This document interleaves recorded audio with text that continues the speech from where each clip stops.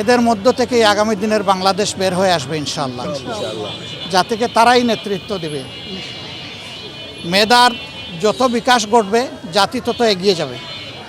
আগামীতে আমরা আর রাজনীতিকে প্রাধান্য দিয়ে সরকার পরিচালিত হোক, দেশ পরিচালিত হোক এটা চাই না। আমরা চাই মেধাকে প্রাধান্য দিয়ে হোক, যেটা জুলাই আন্দোলনের অন্যতম দাবি ছিল বা প্রধান দাবি ছিল।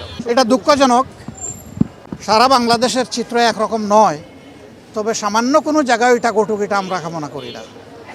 ওখানে যাবে তারা জ্ঞানের চর্চার জন্য, ওখানে যাবে কেন তারা রক্ত ঝরানোর জন্য।